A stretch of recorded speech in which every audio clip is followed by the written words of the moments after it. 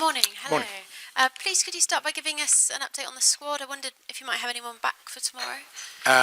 In terms of squad, everyone sort of from the weekend got through okay. Archie got a bit of a knock, obviously, but he's recovered well. And I guess the main one's Dom. He's due to train today, so he's still not 100%, but he's definitely improved from the weekend. So just see how he goes through training today. And that's it. The other injured guys are inching closer, but not available. Thank you. I know you said after the Fulham game that the team were dipping into energy levels that many wouldn't. Will you give us a sense of how the week's going so far? Yeah, look, obviously, we're in this sort of cycle of sort of knowing, it's kind of I think it's a Thursday, Sunday cycle for us pretty consistently. So routines are there, Monday's kind of recovery day for the lads, and then yesterday trained with the guys who didn't sort of play the majority of the game, and again extended recovery for the others, and then sort of full session today. But yeah, they've all recovered well. No issues from it, and obviously ready to go for a big game tomorrow. And a word on that game, can I ask you a bit about Bournemouth and what you've made of what you've seen of them of late, and what kind of a challenge you think they provide? Yeah, tough challenge, not just of late. I think from last year, we're obviously, new manager coming in, and they're really aggressive with their football, and especially at their place. Even this year, they've beaten City and Arsenal at their place, so good challenge. We had a tough game up there last year, we did well, but and then we had a tough game against them here, so one of those sides where there's a real consistency in performance and approach, so you know that you're in for a battle, looking forward to it. Morning. 13 games in, you're the club who's scored the most goals in the league so far of 28, testament to your attacking football. In terms of improving your performance, you've obviously got a lot of injuries at the moment. What do you think that the players that are starting at the moment need to work on? Yeah, look, I think, I've said before, I think we're sort of progressing in all aspects of our game. I think, obviously we've scored a lot of goals, but even defensively, I think we're much more kind of consistent defensively this year than we were last year.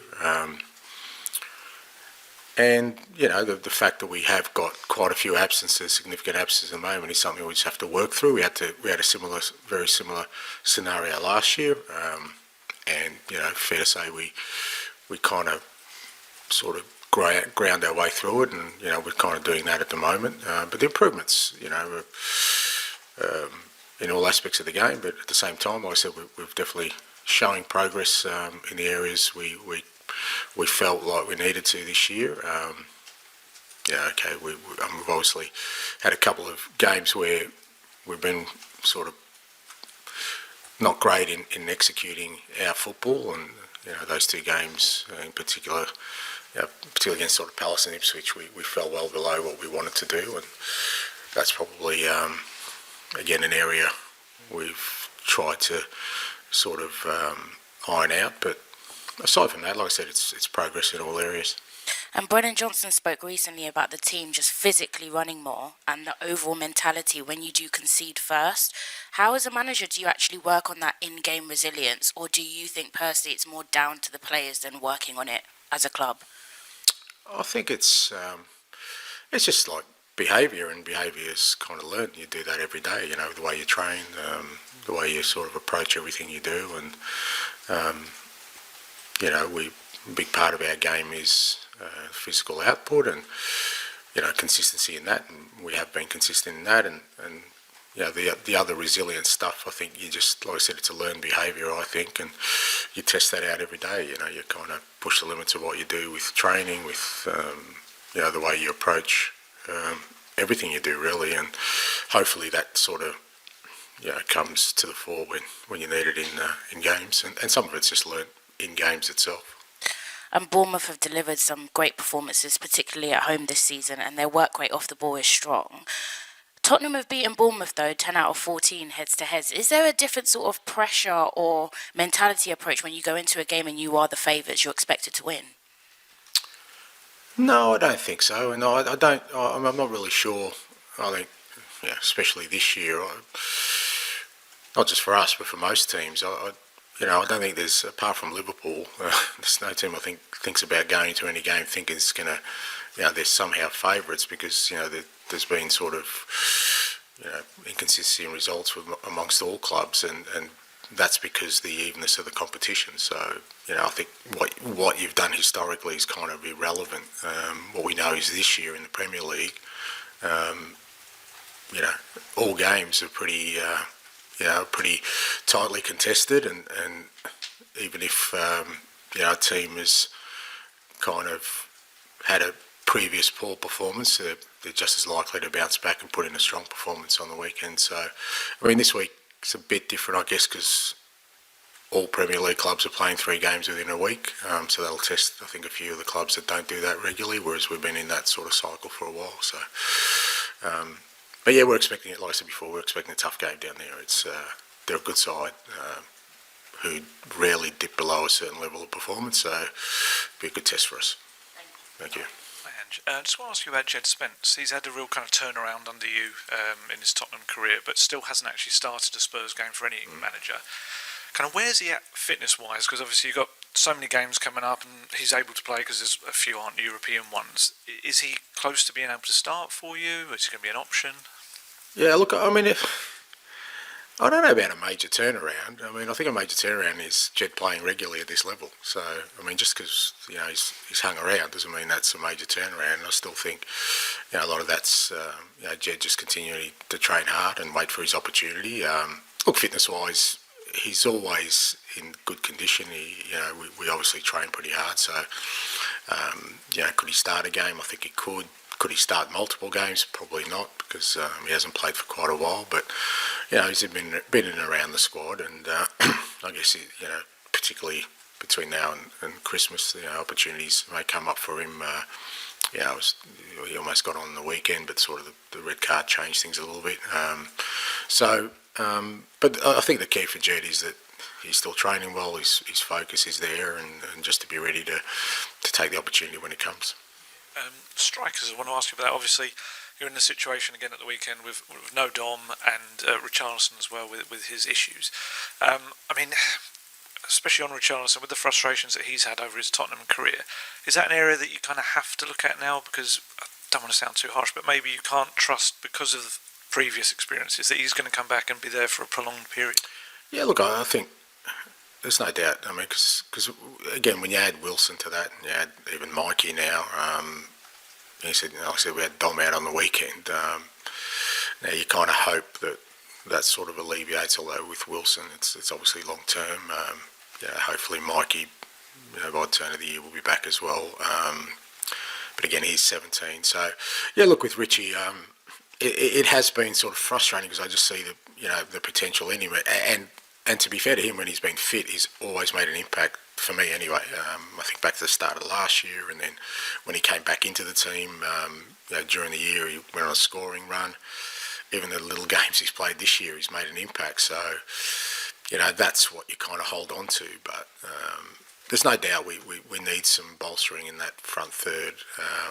Over the sort of course of the next sort of couple of transfer windows, because it's Dom coming in has been great, but again, we can't overload him either, because ultimately, even if he stays fit, knock on wood, nothing happens, performance will invariably drop if his energy levels drop. So it's something we're aware of and kind of need to plan for. Just ask you about Mikey. Obviously, he's been out for a considerable time now, and still some more to come. I'm presuming it's something that's really kind of attacked his system than this virus. Look, I come out here and I want to be as transparent as I can, but this is a 17-year-old boy. I don't like talking about what they have and what they don't have. It's nothing serious, but, he's 17. We're going to take our time. And I don't like this kind of constant, not from you, by the way, but, I've just heard other bits and pieces of, people speculating come on. If it's your 17-year-old son, you don't want everyone to know what he has or hasn't got. It's nothing serious. It's nothing long term. It's just that he's a young lad and he's only 17, and he's a big part of this football club, and we'll protect him, and we'll be guided by how he feels, how he recovers from, you know, an illness. Like I said, young people, you know, will recover at different rates. But like I said, he'll be back. He's still here. He's part of what we're doing, and he'll be back in the next, you know, few weeks. But again, he's missed a lot of football, so whether we bring him back to first team or he needs to play, we've got to bear in mind he's 17. Oh, hi, and just staying on injuries, just wanted to ask for an update on Christian Romero. Is he back training with the team yet? He's due to sort of have his sort of last session or last couple of sessions with sort of the rehab guys today and tomorrow. So we're kind of hoping that back in team training potentially by Friday, at the very latest early next week if everything goes well. Just wanted to ask you about the FA Cup draw against Tamworth, what your thoughts of that were, and how much do you actually know about them? Yeah, they look. It's an exciting bit of the cup. You know, I was watching it with my boys, and yeah, they asked me a million questions about Tamworth, and I had to do some quick googling. I actually, no, to be fair, I'd watched the previous round, and you know, I like watching the FA Cup games, so I saw how they got through, so I knew a little bit about them anyway. Yeah, it's kind of the beautiful part of the FA Cup. I'm sure they're buzzing to sort of have a Premier League team there, and it's great for us because it's a tie that'll obviously have a little bit of interest around it, obviously, and yeah, one to look forward to. And then just staying with the FA Cup, wanted to ask you about Josh Keeley's goal. I'm sure you've seen it. So just your thoughts on that, and also what he's like to work with. I'm sure you've worked with him a little bit, and what you thought of him. Yeah, Josh. He worked with us last year, obviously, and you know, with Birchie, and yeah, it's important with the young guys and with the goalkeepers. You know, to get them eventually some game time, and I think the loan's worked out really well. He's gone there. He's worked his way into the team, and he's doing really well. You know, he's goalkeeping well. I don't know how excited I get about goalkeeper scoring headers, mate. Oh, it's great and great for him, I'm sure, but it's not kind of the attributes I'm looking for in a goalkeeper. But the pleasing thing is he's doing well. You know, he kind of, you know, you go into a loan club, especially as a goalkeeper, young goalkeeper, and I think you have to earn the trust of the manager to end up being the number one. And the fact that he has, and he's doing well, is it's good. It's what we want to see from our loan guys. Hi, Ange. Following on from Alistair's question, between them, Djed, Archie Gray and Lucas have played 160 minutes in the Premier League. I know different positions, different people, different cases, but is there anything we can read into that? I mean, are those three guys ready to be starting games at that level? Yeah. You're missing a big bit there, mate. How much has Archie played this year? Well, he's not in the Premier League. Yeah, that's my point. But we've had midweek games played. He's started Carabao Cup. He's started every Europa game, so he's played, like he's part of this team. So I think he's separate from Lucas, and I think we've used Archie as an 8. I mean, I don't know how many of the top sides are using 18-year-olds regularly, but you know, I think for where Archie's at, I think we've certainly utilised him in many different areas, and I think he's done fantastically well for us. I think Lucas and Djed are a different position. I think, with Lucas again, we need to sort of make sure that we allow him sort of to develop without sort of putting him in before we think he's ready, particularly for Premier League football. I think that's where the Europa Cup's been good for us, because it's a different level of football in terms of the intensity and the tempo, and Lucas is working his way through that. He's had a sort of couple of cameos in the Premier League as well. But like I said, with Djed, it's kind of a different scenario. But from us, like I said, we can't lose the sight of the fact that they're still 18. And like I said, if people can show me evidence of 18-year-olds playing regularly, apart from some exceptions, and there's a reason for that, and that is you want to sort of allow them to grow into it. But Archie, I've used Archie every time we've needed him, and he'll definitely play significant game time for us this year for sure. And you have got another 18-year-old joining you in January in Yang. Yeah. I mean, is the sheer number of kind of young players in the squad a kind of reason for patience, I guess, or Yeah, I mean, it depends which way you look at it, Dan. But it's like I've said before. I think it's the way you build. I mean, I think if you're trying to build, what you want is young players, because ultimately, every team kind of goes through its cycles, and we don't have many at sort of the top end of kind of age-wise. We've got a few in that sort of sweet spot of peak years, as they call them. But we've got a lot who are kind of going to grow into that over the next number of years. And what you want is, hopefully those 18-year-olds, because not all of them, but the majority of them are going to start growing with the team and sort of break through. So there is a kind of longer-term view that has to be taken with what we're trying to build from a team and squad perspective. So we have gone heavy sort of on the younger ages, but that's a deliberate approach because I think we're at the start of a cycle. I think if you're closer to kind of where you want to be and 2 or 3 years into it, you're less likely to, because then you're denying them opportunities. What we're hoping is we're bringing them in, but they'll still get opportunities at this point of where we're at. So, but again, the flip side of that is with young, 18-year-old coming from a totally different part of the world, a different league, is a massive step than, say, Archie doing from Championship to Premier League. So again, we just got to be mindful of kind of what impact we kind of expect for somebody like that. Is he here yet, Yang? No, he hasn't arrived yet, so he'll have some time off. Obviously their league finishes, and I haven't spoken to the guys lately, but I know he's keen to get over here. We'll get him over here. I remember with Celtic, we signed a couple of lads from Japan and Korea, and sort of middle to late December they kind of joined us, and it was a good lead in into sort of January for those guys. Just finish with George, please. No, don't throw it. I don't see any athletic prowess between both of you there, mate. So Cheers, Ange. that's all right. I'm allowed a couple of sledges, mate. Go. You had Sergio Reguilon on the bench on Sunday, and he's obviously out of contract and hasn't played a lot, but are you looking at him and thinking he's ready if he's required over this next month? Because you've got a lot of domestic games, haven't you? Yeah, look, he's ready. He's kind of training every day, so he's part of the squad. So we're sort of we're down in numbers, but there's also a reason why Reggie's in the last year of his contract with us. So we'll see how that all transpires, but nothing wrong with his attitude. He's obviously, like I said, training every day, and like I said, we've had literally schoolboys on the bench, so we're really down on numbers even for the squad. So he'll probably be involved again tomorrow.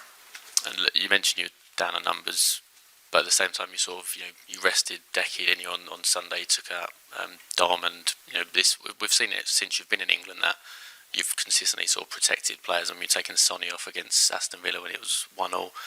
How kind of hard is it to do that as a manager when you know sort of the external pressure will be there if that result doesn't go against you? Yeah, it's not hard. I mean, you've always got to make decisions that you think are right. I mean, I'm never going to make decisions just to kind of alleviate or appease,